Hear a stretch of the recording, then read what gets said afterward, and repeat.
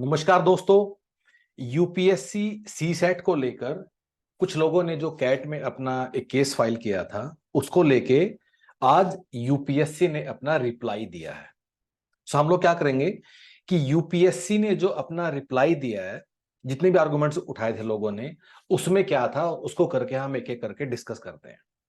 So background क्या है कि अब की बार जो सी सेट का पेपर हुआ, जो कि 28 मई 2023 को हुआ, उसमें जो सवाल आए थे उसमें से कुछ सवाल आउट ऑफ सिलेबस थे।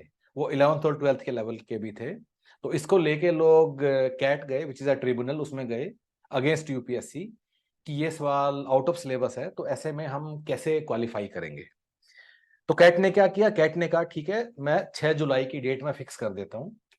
तो उसके बाद, क्योंकि 6 जुलाई काफी दिन बाद थी और जब ये केस फाइल किया गया था और तब तक प्रीलिम्स का रिजल्ट भी डिक्लेयर हो गया था, तो फिर कुछ लोगों ने क्या किया कि वो मतलब हाई कोर्ट चले गए कि CAT is giving a date which is like too long.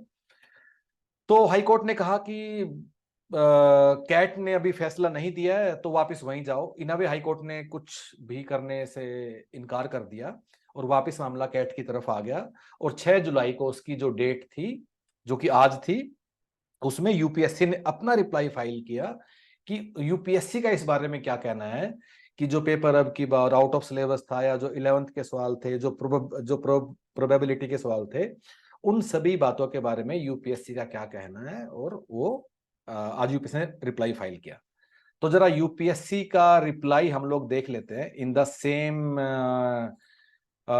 Same document जो कि यूपीएससी ने ट्रिब्यूनल के अंदर, या जिसको हम बोलते हैं कोर्ट के अंदर, जो उसने अपना फाइल किया है। ठीक है। सो गाइस, ये वाला अपना डॉक्यूमेंट जो उसने फाइल किया है, और इसमें मैं 4-5 मोटा मोटा चीजें जो इसकी एसेंस है, जो कि मैं आप लोगों से डिस्कस कर लेता हूं। ठीक है। सो अगर हम इस डॉक्यूमेंट के अगर हम इस वाले डॉक्यूमेंट के पेज नंबर 4 पे जाएंगे, ठीक है, तो यूपीएससी क्या बोलता है? Applicants have no cause of action to maintain this application, and the grievance of applicant are based on imagination and without merit, and they are far from reality.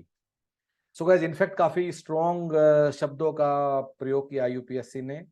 They could have been more polite for the जो opening, जो अपना opening मतलब arguments है UPSC के, तो उसमें UPSC ने इसको आउटराइटली ही रिजेक्ट कर दिया है। किसी भी बात को समझने से उसने मना कर दिया। इनफैक्ट बड़े डिमीनिंग नोट से शुरू किया यूपीएससी। थोड़ा आखिर मतलब स्टूडेंट्स हैं, इतना सारा मेहनत करते हैं और काफी इमोशनल एस्पेक्ट जुड़े होते हैं लोगों के साथ, सिविल सर्विस के साथ। तो कंसिडरिंग दैट यूपीएससी थोड़ा मतलब थोड़ा पोलाइटली अपनी चीजों को इस वाले आर्गुमेंट्स में लिख सकता था, न कि उसने वही किया। ठीक है। उसके बाद ऑफ कोर्स खूब सारे जजमेंट यूपीएससी ने मतलब कोट कर दिए हैं। अगर हम पेज नंबर 7 में आते हैं, ठीक है, सो पेज नंबर 7 में यूपीएससी लिखता है कि जो 33% मार्क्स का जो क्राइटेरिया है, आखिर लोगों की डिमांड क्या है? डिमांड ये है कि इसकी कट ऑफ 33% से कम करके 23% कर दी जाए। तो यूपीएससी का आर्गुमेंट ये है कि ये जो 33% है ना, ये सीएससी रूल्स के तहत है। सीएससी रूल्स 2023 के तहत ये 33% का नंबर जो है वो डिसाइड किया गया है। ठीक है। तो इस 33% के जो नंबर को ऐसे आर्बिटरली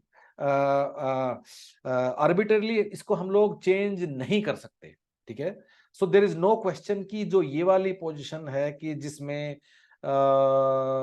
33% मार्क्स हमें लेने हैं, उसको वो लोग चेंज नहीं। इनफैक्ट यहां भी यूपीएससी ने दोबारा बच्चों पर ही हमला बोला है।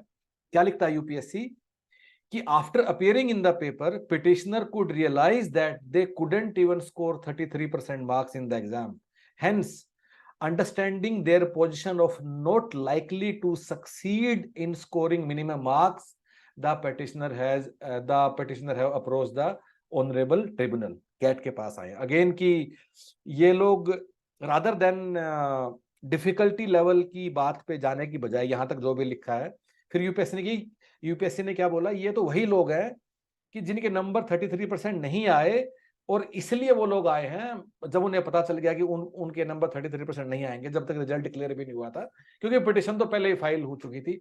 और फिर again as I told you, भर भर के जजमेंट कोर्ट मतलब की हैं यूपीएससी ने। और खास बात यह है कि काफी ज्यादा ना इनमें से सुप्रीम कोर्ट वाली हैं, एक दो हाई कोर्ट की भी हैं, but most of them are supreme court judgments only. अपने वाली स्टोरी को अगर उसने बताया, ठीक है। इसके बाद हम लोग पेज नंबर 9 पे आते हैं, जो कि काफी इंटरेस्टिंग चीजें यहां से शुरू होती हैं। यहां यूपीएससी क्या बोलता है? अच्छा, लोगों का आर्गुमेंट क्या है कि जो मैथ्स और रीजनिंग जो पूछा है वो तो क्लास वो तो क्लास 10th लेवल तक का सिलेबस में होना चाहिए, जो कि यूपीएससी ने लिखा भी है। अगर आप इवन सिविल सर्विसेज के रूल्स देखोगे, आपके सामने लिखा है basic numeracy number and the relation order of magnitude class 10th level. यहां लिखा बाय द वे यूपीएससी ने कि क्लास 10th का लेवल, और उसके बाद class 10th level data sufficiency charts और ये सब कुछ कुछ मतलब लिखा है। और यहां यूपीएससी क्या लिखता है, ध्यान से देखना इसको, कि questions would test candidates skill and general mental ability acquired up to class 10th।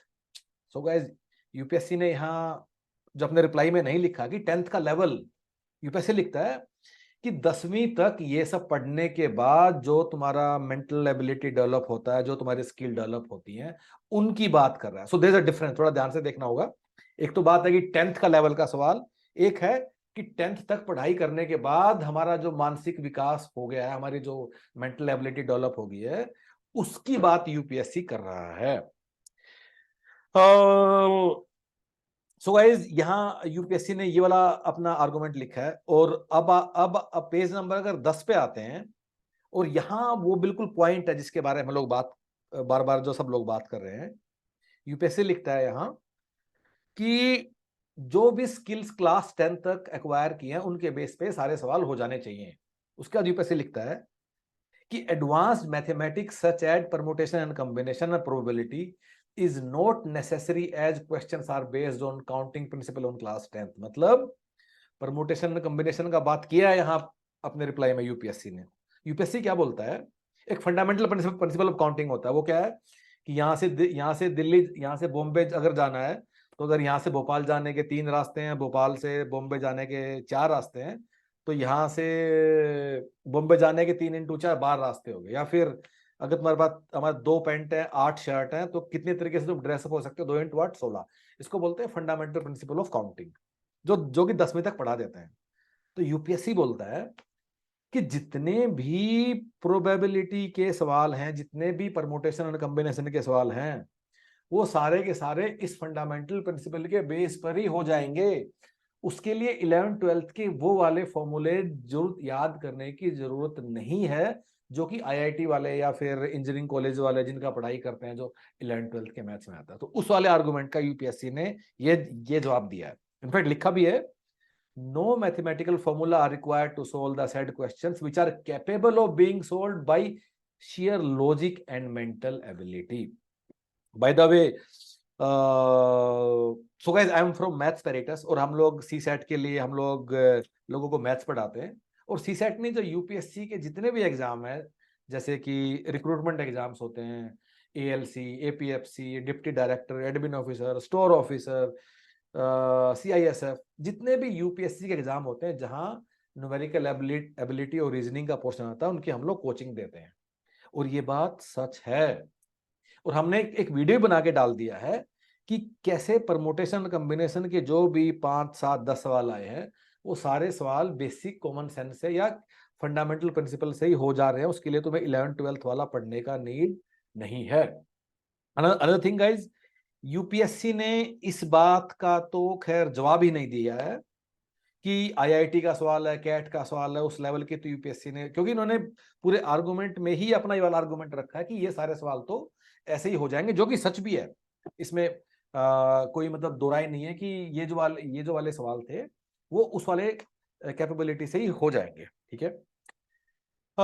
उसके बाद अगर हम आते हैं पेज नंबर, अगर हम 12 पे आते हैं, ठीक है। तो पेज नंबर 12 पे यूपीएससी क्या लिखता है, ठीक है। और ये ध्यान से देखने वाली बात है, ठीक है। यहां लिखा यूपीएससी ने कि यस, जो कि मैंने थोड़ी देर पहले बताया कि भाई सीडीएस वाला जो एग्जांपल वो यहाँ फिट नहीं होता है, ठीक है। वो एनीवे ठीक है। एक्चुअली सीडीएस में कभी पहले कुछ मार्क्स कम कर दिए गए थे, तो उसका आर्गुमेंट दिया कि क्यों यहाँ फिट नहीं होता है। एनीवे उसके बाद यूपीएससी लिखता, ध्यान से देखना गाइस इस वाले पैराग्राफ को। After analyzing the result on the basis of educational background of qualifying candidate, it has been observed that situation is quite contrary to claim of petitioner that question paper was biased against humanities educational background. इसका मतलब क्या है? इसका मतलब ये है कि UPSC लोगों ने अपना मेहनत कर लिया है बैठ के कमरे में कि कितने लोग हैं जो ह्यूमैनिटीज के सी सेट में फेल हुए और कितने लोग हैं जो साइंस और इंजीनियरिंग वाले लोग हैं जो फेल हुए। उस रिजल्ट से बाहर ये आया है कि ऐसा नहीं है कि ह्यूमैनिटीज वाले लोग ज्यादा फेल हुए हैं।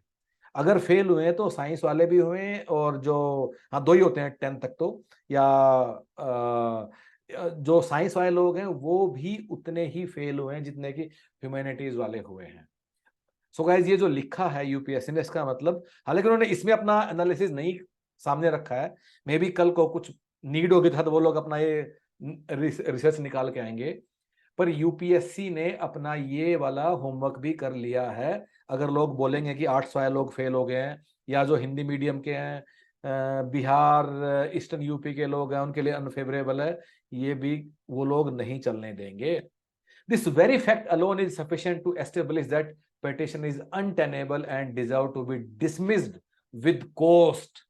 Dismissed with cost का मतलब, मैं खैर लीगल नहीं है पर मुझे जो समझ में आता है, although I'm not very sure, इसका मतलब ये है कि जिसने पिटीशन लगाया उसको उल्टा जुर्माना लगाओ। हालांकि मुझे श्योर नहीं हूँ, शायद इसका मतलब ये होगा। जो लीगल वाले लोग हैं शायद वो इसका जरूर नीचे कमेंट में लिख दें कि डिसमिस विद कोस्ट का मतलब ये है क्या, जिसने पिटीशन फाइल किया उसको थोड़ा जुर्माना लगा उस पर कि ये कैसा बकवास पिटीशन फाइल किया है, ठीक है। सो गाइज अब इस सारा पिटीशन का समरी क्या है, तो हम एक बार ना, और बड़ा ही ना ऑब्जेक्टिवली फैक्ट बेस्ड और बिना इमोशनल हुए, हम जानते हैं कि हजारों लोग फेल हो गए हैं, कईयों को लास्ट चांस था, कईयों ने मेंस इंटरव्यू का पूरा तैयारी कर लिया था, लोग इतना साल मेहनत करते हैं और काफी ना एक इमोशनल मैटर है। लेकिन इमोशन से आगे केस ना आगे बढ़ेगा और नई इमोशन से हमें कोई नतीजा मिलेगा। हमें फैक्ट बेस्ड ऑब्जेक्टिवली अपना बात समझनी होगी एक एक करके। फैक्ट बेस्ड ऑब्जेक्टिवली बात क्या है? यस, सी सेट का पेपर पिछले सालों के मुकाबले में डिफिकल्ट था या नहीं था? बिल्कुल था। लेकिन क्या इसे आउट ऑफ सिलेबस बोल सकते हैं? बोल तो सकते हैं, लेकिन इस आउट ऑफ सिलेबस वाले आर्गुमेंट से हमें कुछ मिलेगा नहीं, ये कहीं स्टैंड नहीं करेगा। और हमें भी अपने खुद से पूछना होगा कि जब पिछले इतने सालों से परमुटेशन कॉम्बिनेशन के सवाल आते रहे हैं, प्रोबेबिलिटी के सवाल आते रहे हैं, इनफैक्ट हमने एनालिसिस भी किया हुआ है, 2011 से आज तक यूपीएससी के सी सेट में ही 41 सवाल परमुटेशन कॉम्बिनेशन प्रोबेबिलिटी के आए हैं पिछले 11 साल में, 41। सिर्फ इतना ही नहीं, जो यूपीएससी के बाकी एग्जाम्स भी हैं जहां सिमिलर सिलेबस है, वहां भी एडिशनल कुछ 20-22 सवाल और आए हैं परमुटेशन के।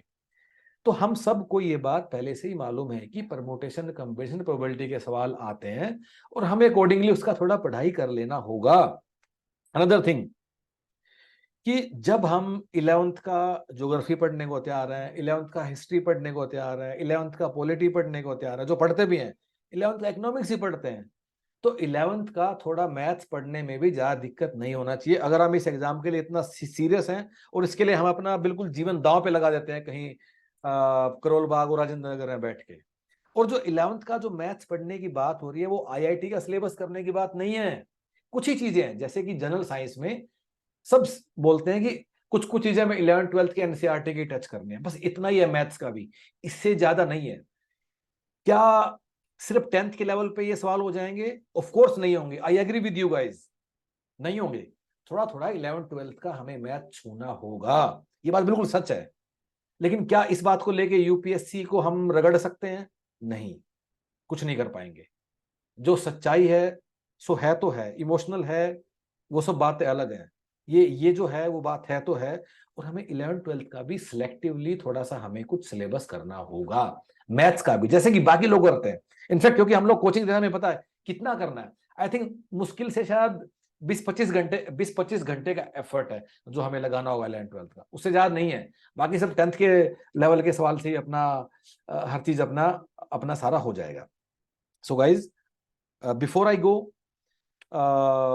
इस वाले पिटिशन का टिकना तो काफी ज्यादा मुश्किल है। इनफैक्ट यूपीएससी ने ना जिस तरह का लैंग्वेज यूज किया है बच्चों के लिए या ट्रिब्यूनल के लिए भी, कि कि ना कि ऑलमोस्ट ऐसा कहा कि चुपचाप इसको तुम डिसमिस करो, और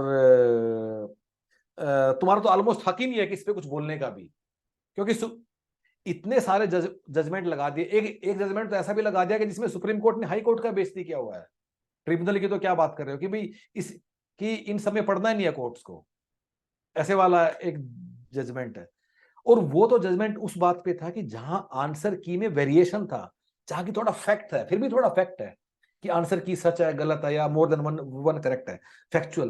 लेकिन ये बात किस आउट ऑफ सिलेबस है, मतलब थोड़ा सा भी नहीं टिक पाएगा ये कहीं भी और किसी भी एग्जाम के लिए। एक आपको दूसरा एग्जाम्पल और भी देता हूं मैं। अभी 4-5 दिन पहले एपीएफसी का पेपर हुआ है, ईओएओ का भी हुआ है। उस एपीएफसी के पेपर में जनरल मेंटल एबिलिटी में एक सवाल कोऑर्डिनेट ज्योमेट्री का आया हुआ है, एक क्वाड्रेटिक इक्वेशन का आया हुआ है, एक उसमें ट्रिग्नोमेट्री का भी आया हुआ है। 15 में से 3 सवाल आउट ऑफ सिलेबस है। अब चलो एपीएफसी वाले भी एक पिटीशन फाइल कर दो फिर। चलो ये तो छोड़ो, चलो और एग्जांपल देता हूं। एपीएफसी के पेपर के सिलेबस में साफ साफ लिखा हुआ है Indian freedom struggle, freedom struggle या फ्रीडम मूवमेंट जो भी है। आपको पता है हिस्ट्री के 15 सवाल थे, कितने सवाल फ्रीडम मूवमेंट से आए हैं? 15 में से 12 सवाल फ्रीडम मूवमेंट से बाहर के हैं, मेडिवल या एंशिएंट हिस्ट्री के आए हैं। अब चलो करो एक और, उसके इसके लिए भी तुम चलो।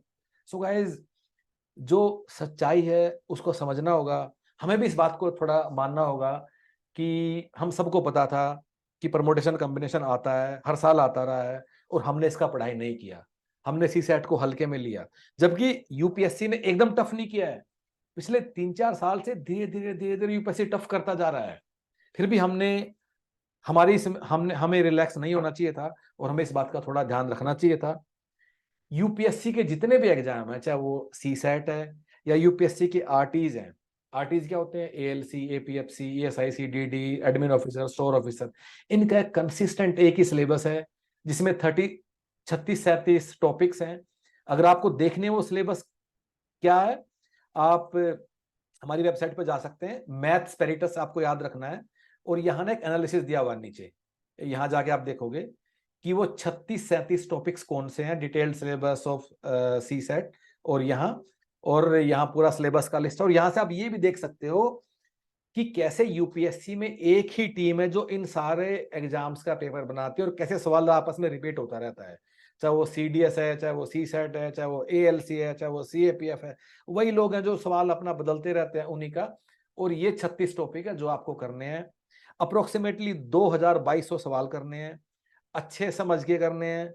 बैंकिंग एसएससी वाली दुनिया में नहीं जाना है, शॉर्टकट ट्रिक्स फॉर्मूलेज के पीछे नहीं भागना है। समझ के 8वीं-9वीं क्लास के बच्चे की तरह कॉन्सेप्चुअली अपने सवालों को आगे करना है, जिसमें शायद 70-80 घंटे का समय लगेगा। बस इतना करना और सी सेट क्वालिफाई हो जाएगा guys. So guys, with that note, before I go, एक बात और छोटा सा बोलना है। आई अंडरस्टैंड कि ये थोड़ा इमोशनल मामला है। आई अंडरस्टैंड कि क्योंकि ऑफ कोर्स इमोशनल होगा, और हमें ज्यादा इमोशनल दिखता भी है। क्यों? क्योंकि हमेशा फेल होने वाले लोगों के नंबर पास होने वालों से ज्यादा होता है। इसका मतलब वो आवाज हमेशा ज्यादा दिखती है पास होने वालों से जो फेल होने वाले लोग हैं। लेकिन हमें भी एक बात सोचना होगा कि जो प्रीलिम्स में 14,600 लोग क्वालिफाई किए हैं, और इन सब ने जो सी सेट क्वालिफाई किया है, तो ये कौन सी चक्की का आटा खाते थे, और इन लोगों ने ऐसा क्या किया जो हम लोग नहीं कर पाए। So guys, with that note, all the best.